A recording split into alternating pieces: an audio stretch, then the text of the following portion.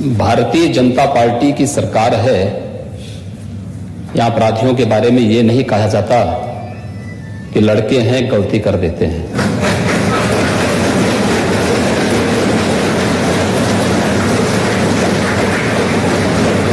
अपराध किसी भी प्रकार का हो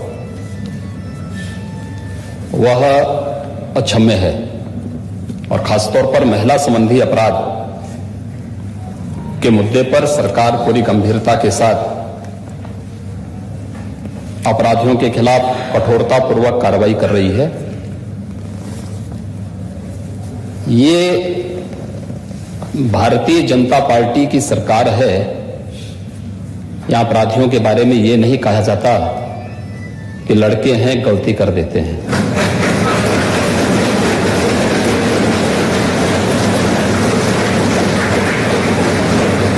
अगर अपराधी है तो कोई भी है, वो जीरो टॉलरेंस की नीति के तहत ही कार्रवाई होती है। और नेता प्रतिपक्ष इस बात को अच्छी तरह जानते भी हैं, समझते भी हैं, उन्होंने स्वीकार भी किया है कि कार्रवाई हुई भी है।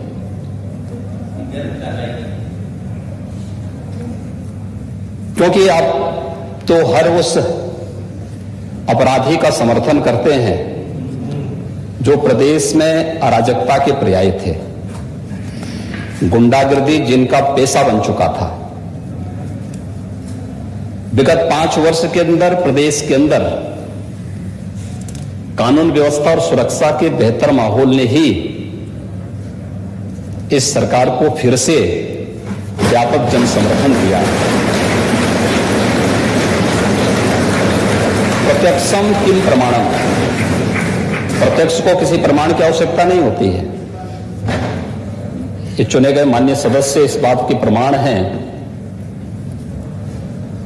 कि जनता ने इन्हें समर्थन दिया है और आधी आबादी ने जिस भाव के साथ समर्थन दिया है वह अभिनंदनीय है। मैं उनको सैल्यूट करता हूं।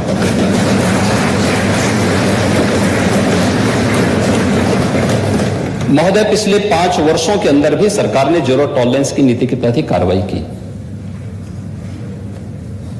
और फिर इस बात के लिए हम पूरी प्रतिबद्धता के साथ कह रहे हैं कि सरकार अपराध और अपराधियों के मुद्दे पर बिना किसी की परवाह के बगैर अपनी कार्रवाई को जारी रखेगी। सुरक्षा अधिकार, सबको सुरक्षा का अधिकार सबको देना सरकार की जिम्मेदारी है, लेकिन कोई व्यक्ति सरेआम अपराध करे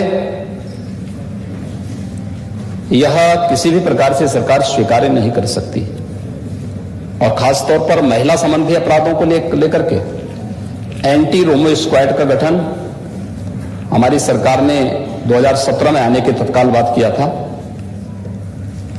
एंटी रोमियो स्क्वाड के गठन के साथ ही प्रदेश के अंदर 218 महिला संबंधी अपराधों को रोकने के लिए पॉस्को कोर्ट की स्थापना भी सरकार ने किया। उस पर त्वरित कार्रवाई हुई। आंकड़ों के हिसाब से नहीं, अगर आप पूरे देश के अंदर घटित होने वाले मामलों की संख्या को अगर आप देखेंगे, 2012 से 17 के बीच में विभिन्न प्रकार के जो अपराध हुए हैं, चाहे वह हत्या से संबंधित हों, लूट से संबंधित हों, दुष्कर्म से संबंधित हों, महिला संबंधी अपराध हों, इनमें भारी गिरावट आई है। और कल हमारे प्रतिपक्ष के मित्र महामहिम राज्यपाल के भाषण को सुने होते तो बहुत सारी चीजें उनके सामने क्लियर हुई होती। बाकी जो कुछ बचेंगी सभी भाषण पर जवाब देंगे, उस समय आपको बहुत स्पष्ट रूप से बताएंगे कि अपराधों में कितनी गिरावट आई है। दूसरा, यह भी बहुत महत्वपूर्ण है कि इससे पहले विधानसभा के चुनाव होते थे या कोई चुनाव होता था, चुनाव के दौरान भी और चुनाव के बाद भी व्यापक हिंसा होती थी। महोदय, कुछ लोगों ने इस विधानसभा चुनाव के दौरान भी या चुनाव संपन्न हुए उसके बाद कुछ हरकत की थी लेकिन उस हरकत को कुछ ही घंटों में हम लोगों ने कंट्रोल भी किया, यूपी पुलिस ने कंट्रोल भी किया है।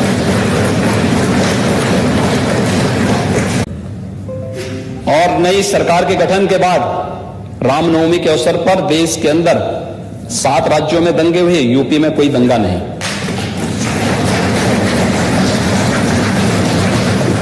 हनुमत जयंती के अवसर पर कोई दंगा नहीं। महोदय, यही नहीं, हमें हर जगह से शिकायत आती थी, बुजुर्गों के द्वारा,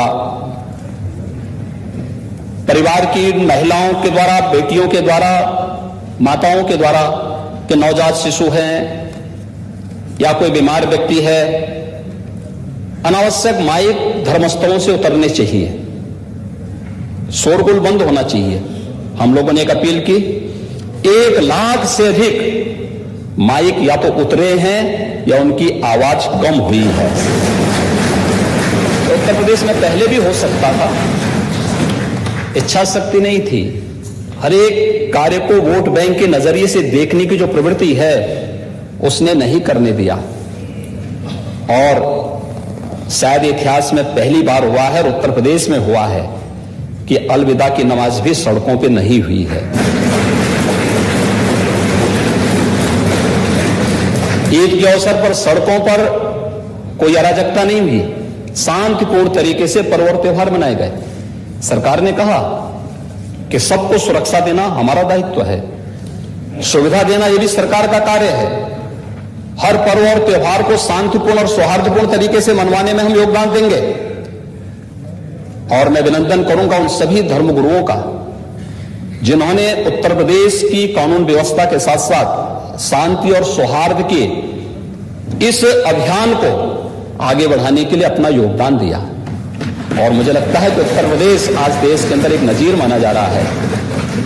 2000 करोड़ रुपए से अधिक की माफियाओं की संपत्ति जब्त हुई है, यह पहली बार हो रहा है। और इसलिए महिला सुरक्षा का मुद्दा हो, 25 करोड़ नागरिकों की सुरक्षा का मुद्दा हो, या फिर प्रदेश की बेहतर कानून व्यवस्था, इस सरकार की प्राथमिकता का बिंदु है। सरकार जीरो टॉलरेंस की नीति के तहत इन सभी मुद्दों पर कार्य करेगी। जिन घटनाओं का उल्लेख यहां पर माननीय नेता प्रतिपक्ष ने किया है, इसमें से बहुत सारी चीजें सामने आई हैं। जैसे सिद्धार्थनगर में माननीय नेता प्रतिपक्ष गए थे, क्योंकि इसमें तो बहुत सारे लोग हैं जो प्रदेश की कानून व्यवस्था पर उंगली नहीं उठा सकते थे। वे लोग अब कुछ न कुछ षड्यंत्र तो करेंगे, क्योंकि पब्लिक ने उन्हें इस लायक छोड़ा नहीं कि वे कुछ कर सकें, तो अब वह कुछ न कुछ षड्यंत्र तो करते। महोदय, पुलिस पार्टी के जाने के बाद जितेंद्र यादव नाम के एक व्यक्ति ने वहां पर गोली चलाई थी और एक मुस्लिम निर्दोष महिला को वहां गोली मारी थी। वो पकड़ा गया है और ऐसे अपराधियों के खिलाफ बहुत सख्ती से निपटने की कार्रवाई की छूट भी प्रशासन को दी गई है। यही नहीं, ये पहली बार नहीं हुआ। मुझे याद है 2017 में जब हमारी सरकार का गठन हुआ था, तो उस समय आजमगढ़ में जहरीली शराब से कई मौतें हुई थी। और जहरीली शराब से कई मौतें होने के बाद हम लोगों ने जब उसकी तह में गए तो कौन वो व्यक्ति है, क्या यह सच नहीं था कि जहरीली शराब से निर्दोष लोगों को मारने वाला व्यक्ति समाजवादी पार्टी से जुड़ा हुआ था?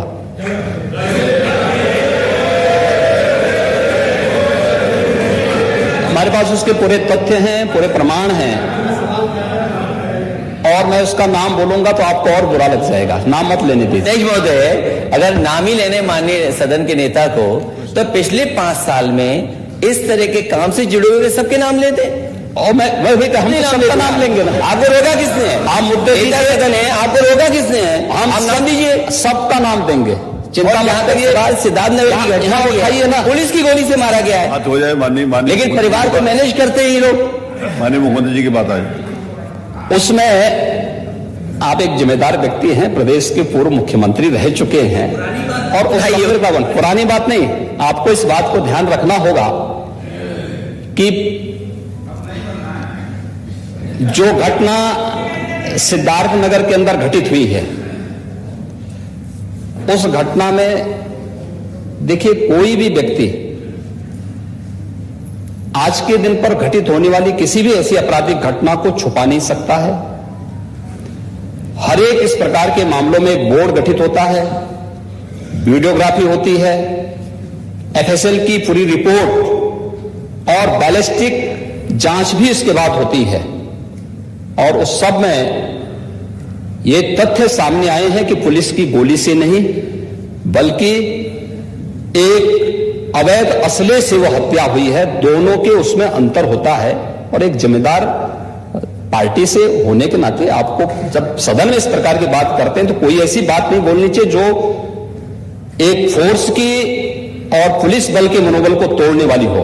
अपराधियों के खिलाफ कार्रवाई की बात होनी चाहिए, अपराधी कहीं भी हो, कोई भी हो, उसके खिलाफ कार्रवाई की बात तो होनी चाहिए, लेकिन कोई ऐसी बात हमें नहीं कहनी चाहिए जो प्रदेश की सुरक्षा पर और एक जिम्मेदार पुलिस बल पर उंगली उठाता हो और उसके मनोबल को तोड़ने वाला हो।